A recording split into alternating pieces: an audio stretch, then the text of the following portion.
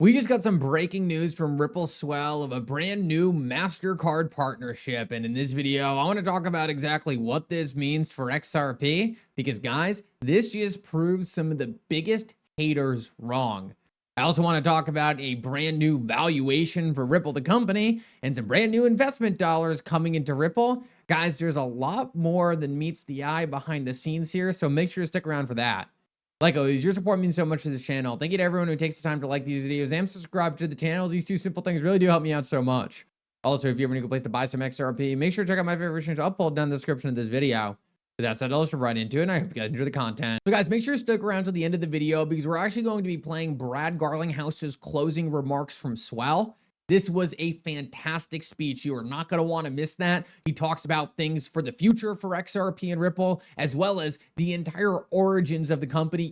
Trust me, it is absolutely excellent. I want to start off and get into some of the big news we got from Ripple Swell today, though, because we actually got a brand new announcement that is going to be a big problem for the XRP haters, and that is that it looks like Mastercard is going to introduce RLUSD settlement on the XRP ledger for their credit cards. Now, this is super exciting stuff for two reasons. One, it is proof that a lot of the documentation we've been pulling up in terms of financial institutions working with Ripple, leading to long-term partnerships, is absolutely real. Mastercard is one of those people who's been showing up in Ripple documentation from 2015. Everyone said, oh, that's over, it's dead and gone, that's from 2015, you can't look at it anymore. Well, guys, guess what? Big legacy institutions don't move that fast. And here we go, the first of the Ripple Mastercard partnership.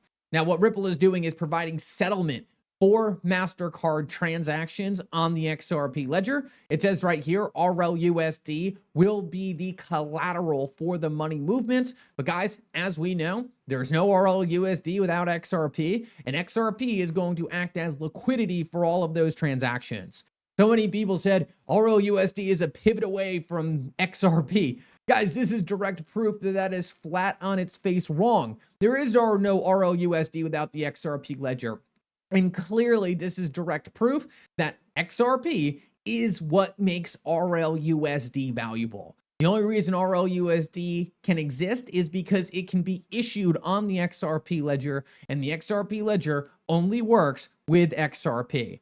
So once again, just a huge slap into the face to all the people that said this is the pivot away from XRP, RLUSD, maybe that's interesting, but XRP is out the door.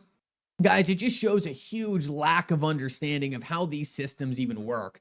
Anyone saying that RLUSD is a pivot from the XRP ledger, this should be direct proof that those people don't understand the first thing about blockchain. And just for some people who aren't even fully convinced after that, let me just say, if you go and watch videos of Chris Larson in 2014 talking about the XRP ledger, one of the first things he talks about is the tokenization of fiat currency on the XRP ledger. Guys, this is not a pivot. This is Ripple's master plan for the XRP ledger coming into full effect. And if you can't see that, a lot of people need to go back and do their homework and find out that the XRP ledger is a decentralized automated clearinghouse for the world financial system. All kinds of different assets are going to be tokenized on that clearinghouse, including RLUSD, other forms of USD, stocks, bonds, and derivatives. And guess what? XRP is going to be the underlying native liquidity for all of those transactions. The other big news we got is that Pantera Capital will actually be investing in a $500 million strategic round into Ripple. Now, this was a huge funding round with a lot of people in it, and it looks like Ripple's valuation on this funding round was about $40 billion. You know, in my opinion, that's actually on the lower side of what I was expecting. My guess is that Ripple wanted to cut these guys a bit of a deal. I think if Ripple IPO'd right now based off this valuation, you would see Ripple close to $100 billion valuation in the public market. And I actually have a lot more to say about this in terms of, well, if Ripple holds so much XRP, why isn't it much higher than 40 billion, right? If Ripple holds close to 80 billion XRP on their balance sheet, why is this coming in at 40 billion? We're going to talk about that a lot in the video tomorrow. But guys, like I said, I want to leave you with some closing remarks from Brad Garlinghouse from Ripple Swell. I always try to highlight this on the YouTube channel. When people like Brad Garlinghouse and David Schwartz talk, it's so important that we listen.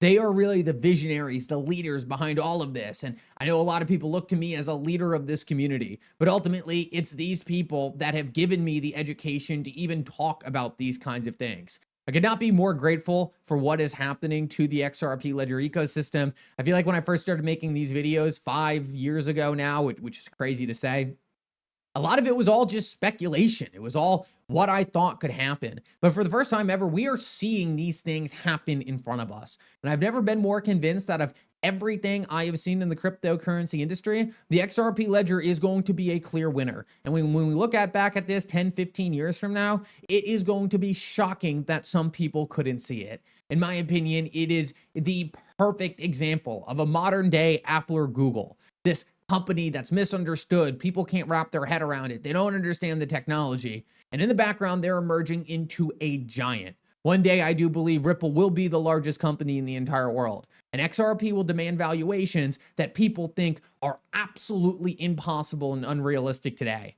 Everything I'm seeing in this ecosystem leaves me floored at each one of these events. And guys, I have never been more confident that we are in the right place to profit from the implementation of the next generation financial system. And with that, I'll hand it over to Brad.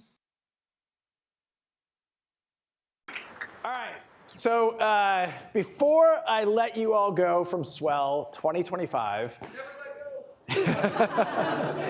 I just want to wrap things up with a few closing words and somewhat personal words about the journey, if you will. So as I mentioned this morning, this is our 9th Swell. Some of you remember, there are a few people that were here for part of this, but the concept of Swell popped up in 2017, and it was the reaction to Swift wouldn't let us attend Sibos. Some people don't know, it's a true story. We couldn't get space, a booth at Sibos, and so we decided, this is in Toronto, and we decided, Sibos, the land of big banks, we were the disruptors, literally. So we went down the street, we hosted our own event, and admittedly, it was a little bit of a warehouse. It wasn't nearly what we have today, but it was anchored by speakers like Ben Bernanke. And I think very quickly, Swift regretted their decision because they created more of a monster by pushing us out. Well, 9 years later, the world looks profoundly different.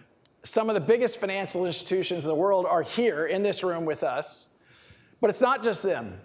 We have the prime brokers, the application builders, the investment banks, the ETF issuers, as we just discussed, and everyone in between. Crypto and blockchain have moved from being taboo words to being part of the fabric of society. And let's be clear, you are all part of this movement. In fact, you all are this movement. So thank you.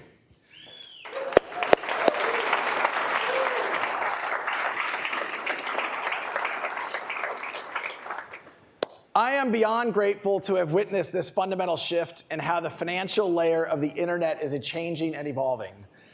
The work is nowhere near done, but if the conversations over the last 2 days have proven anything, it's that although we have come a very long way, we are all just getting started. I've said this before, but it is truly, and I say this somewhat humorously, an amazing time to be alive. We are witnessing the rewiring of financial infrastructure. We're witnessing enabling things that were simply not possible before. It truly is, I believe, the economic opportunity of a lifetime to enable and catalyze this rewiring. I'm extremely proud that Ripple has been leading from the front, both with lawsuits, but in a lot of other ways as well.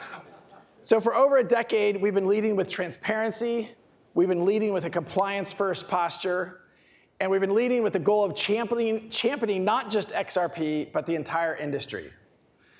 I feel extremely lucky to have had the privilege of leading this company, and of course, an honor to be part of the larger XRP community. All right, so before I sign off and let everyone get snacks and drinks, one important public service announcement. I'm excited to share with you guys that our 10th Swell is gonna be a little bit different. As you guys know, the Swell has tended to cater towards the institutional audience. We've had separate events like Apex that is catered to developers. But we are excited to expand Swell to include not just financial institutions and payment providers or asset managers, but bring in the developers, bring in the investors, bring in the researchers, bring in the academics, and the broader XRP community, who we've hosted at other events, This is going to be one single beacon event. Will be hosted by Ripple next year, back here in New York City, and we look forward to welcoming you all there next fall.